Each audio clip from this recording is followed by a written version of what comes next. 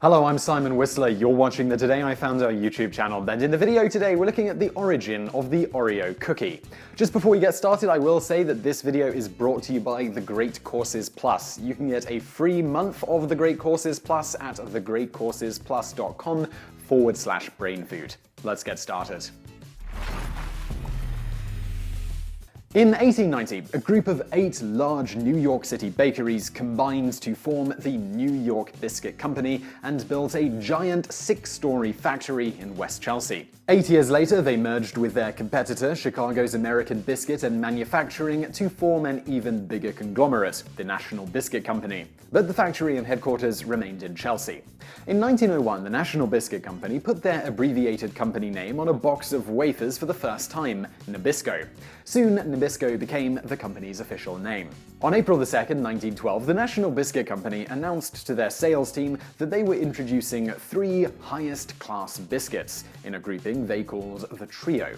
2 of the cookies, the Mother Goose biscuit and the Veronese biscuit, didn't sell particularly well and quickly disappeared from the shelves. The third, the Oreo biscuit, did. 2 beautifully embossed chocolate-flavored wafers with a rich cream filling, the Oreo biscuit was sold in a yellow tin with a glass cover for approximately 30 cents a pound, about $7.13 today. While it went national in April, it was just a month before that the National Biscuit Company first registered the product with the U.S. Patent and Trademark Office, registration number 00930009. It is commonly stated the given date of registration was March the 6th, which is why that is National Oreo Day. However, a simple patent and trademark search reveals that oft-repeated date is incorrect. In fact, it was actually filed on March the 14th, 1912 and registered on August the 12th, 1913. So, how did they come up with the idea of the Oreo? Well, that comes from the time-honored business practice of stealing the idea from a competitor and then simply marketing it better. You see, there was another popular cream-filled sandwich cookie that came before the Oreo, made by Sunshine Biscuits.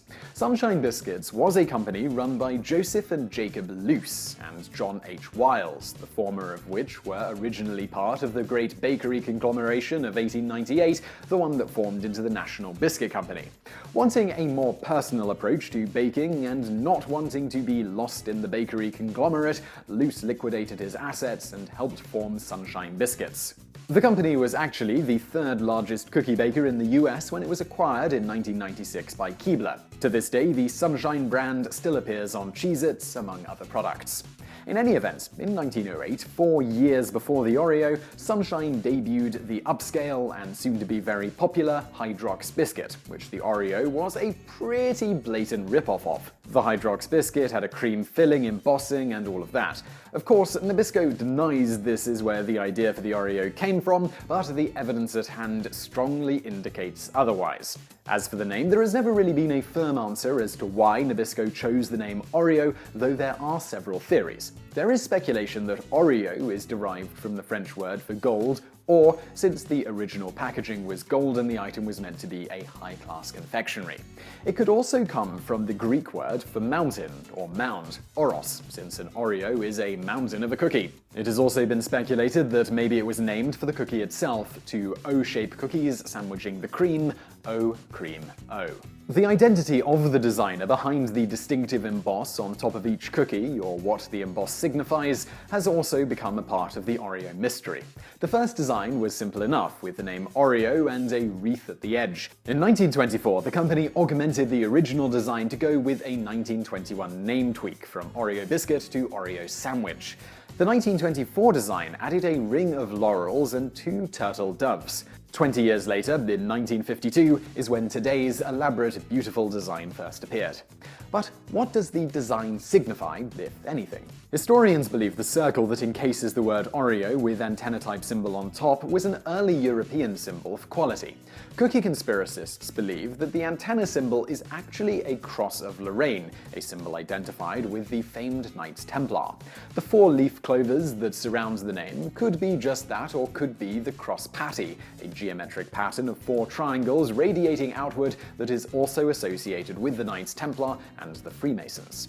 It's really up to you what you want to believe, but here at Today I Found Out, we believe that the Oreo cookie is a Da Vinci Code style map to a secret treasure buried 1,000 years ago, or as we like to call it, the probable plot to National Treasure 3.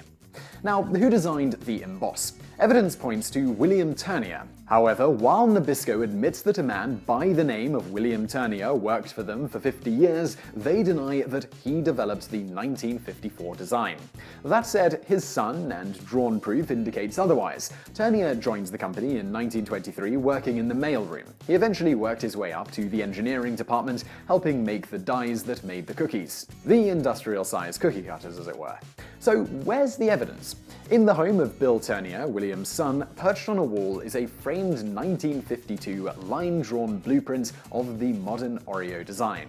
On the blueprint is written, drawn by W.A. Turnier, 7/17/52, 2 years before the design would find itself on the Oreos sold in stores. Despite this evidence, the Kraft, who now owns Nabisco Corporate Archives, only says that Turnier was a design engineer and he received a suggestion award in 1972 for an idea that increased the production of Nilla wafers on company machinery by 13%. So can Bill shed any light on what his father was thinking when he seems to have drawn the design?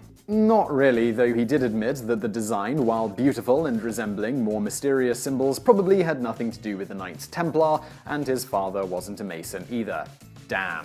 As for the stuff between the intricately designed cookies, the filling, it was partially made of lard, yes that's pig fat, until 1997.